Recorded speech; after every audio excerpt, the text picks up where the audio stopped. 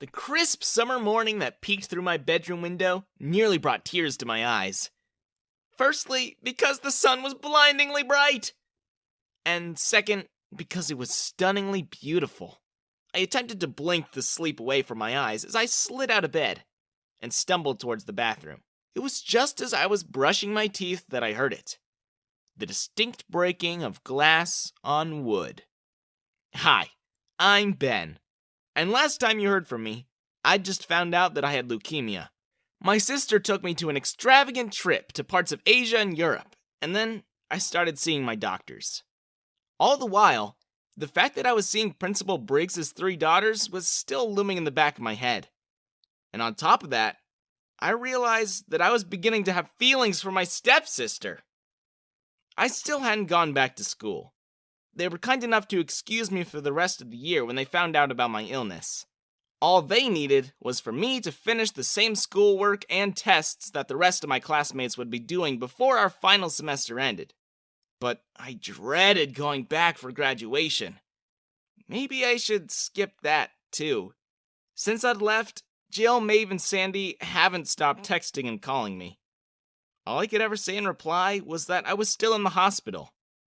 I felt guilty that I was lying to them, but technically I was going to the hospital most days anyway.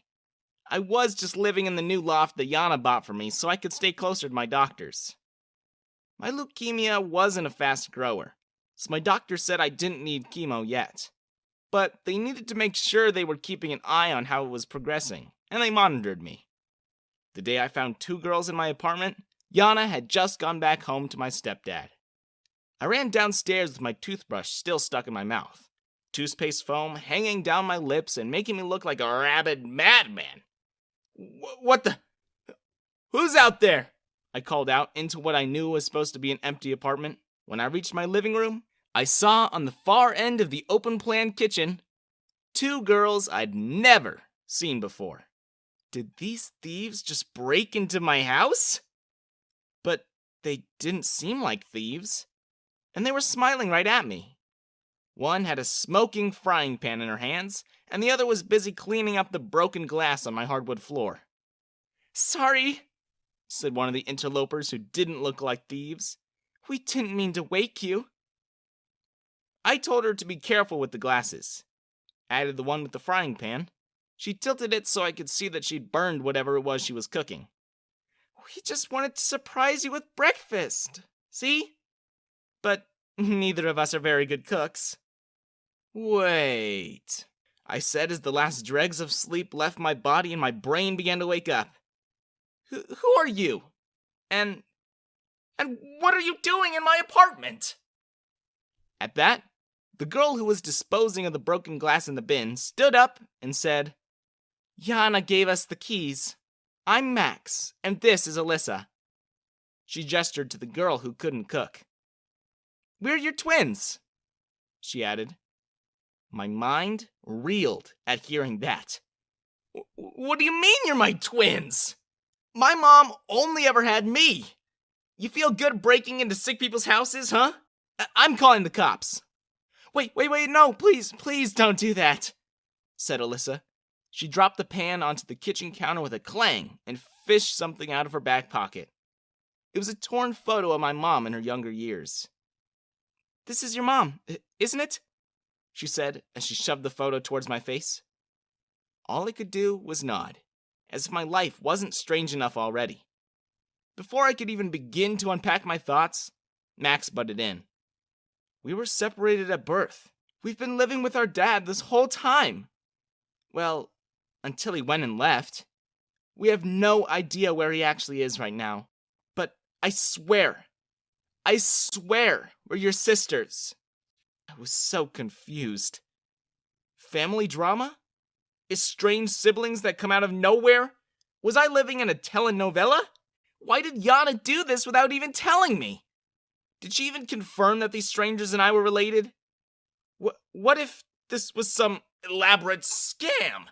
Sure, my mom didn't have any living relatives left that we know of, so it'd be very hard to track down anyone who could tell us the truth. And the only one who'd have the answers would be my dad. But it's not like I'd ever remember what he looked like anyway. And now, he's nowhere to be found. Sounds like an awful lot of convenient coincidences, if you ask me. The chance that I'd be one in a set of triplets was just too improbable for me to process. I didn't believe what the girls said, one bit.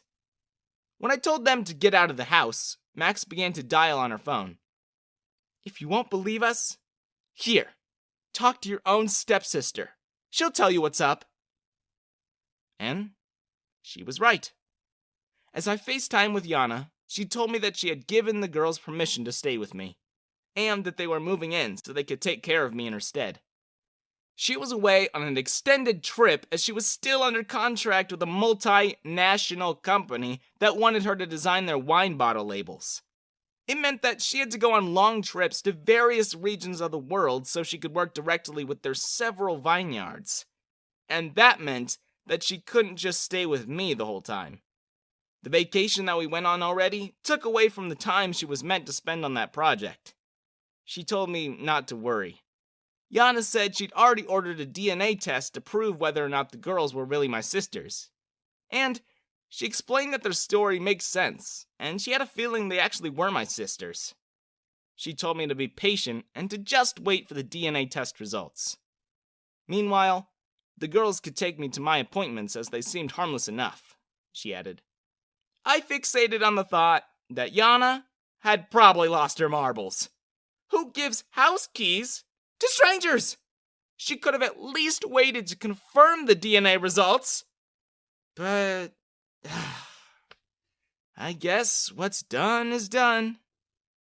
As I ended our call, Max took back her phone and said, "See? You see now?" She huffed, as if I was the crazy one for doubting her outlandish claims. Claims that didn't even have tangible proof yet. Alyssa ran over to me and wrapped me in a tight embrace.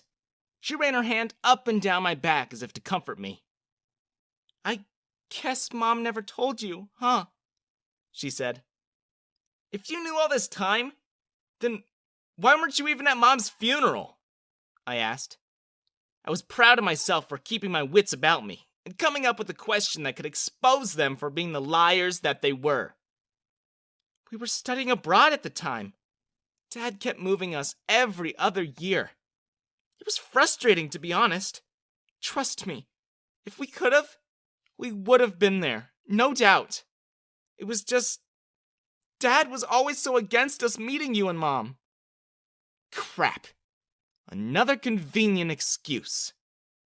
I was considering the idea of just collecting their luggages and throwing them out, and telling them to stay elsewhere until the DNA results came back. But the pair had already unpacked and chosen their rooms. I guess I picked the wrong day to sleep till noon, huh? Besides, I'm not the type of person who just chuck out people like that. What if they were actually telling the truth? As much as it pains me to think about it, what if they actually were my sisters? So, Max and Alyssa stayed. They took me to my doctor's appointments, they cleaned the house, they cooked me food. Well, they tried. Most of the time, we just ordered in. I had to watch what I ate, though. Doctor's orders. The girls were actually pretty nice. They were considerate of my needs, and they always thought about my health. I never knew how it felt to have siblings. But as the days went by, I was beginning to think it might not be so bad. And if they were just thieves or scammers, they would have burgled or hurt me by then. Right? One day, Toby and Phil came to visit. When I opened the door to greet them, they rushed to give me hugs. Phil messed up my hair and Toby punched me on the shoulder. "We've missed you, man. How are you?" asked Toby. And before I could even reply, Phil added, "We missed you, bro. The whole school's been asking about you." The whole school? I asked. I was basically invisible there. Why would anyone be asking after me? "Yeah, I guess being this sick made you an instant celebrity," Toby chimed in. And, well, He scratched the back of his head as if he were struggling about whether he should say what he was about to say. "What?" I said. "Everyone knows," answered Phil, when Toby just shrugged his shoulders. "Everyone knows... what? Everyone know... Oh!" I said when I'd finally realized what they meant.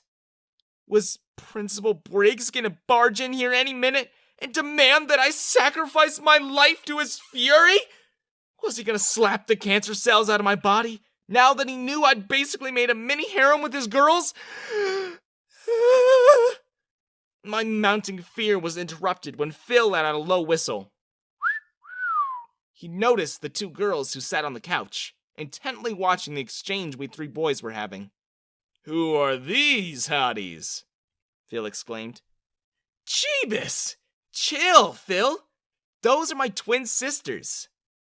Or, that's what they claim to be. We won't know yet until the DNA tests come back." And almost as a whisper, I added, "Any day now." When Max raised her eyebrow at me, telling me she'd heard that, I turned back to my friends and said, "So, like, lay off them or something. Your stepsister got you this cool flat, you're dating all three of Briggs's daughters, and you have twin sisters. Man, you're living the life, aren't you?" said Phil. And mostly to himself, he muttered, "Dang, where's my hot twin sisters, eh?" He looked back up at me and grinned. "Teach me your ways, great Hokage." The girls laughed. Toby gave Phil a smack in the head, and I said, "Don't be gross." But I couldn't help but laugh at how silly Phil always was. "Your life's a hot mess, isn't it?" said Toby. "You don't know half of it," I replied. That was when a loud knock on the door came, and when Toby opened it, the man said, "Ben Patterson, from Exogen Labs." Max grabbed the package before I could even answer. I watched Max intently as she opened the envelope. Alyssa and I waited with bated breath. The suspense was too much for me to bear, so I grabbed the results from Max's hand and tore the envelope open. I could read the words, no problem, but my mind did not register what they meant. All I could do was stare wide-eyed at what the piece of paper said.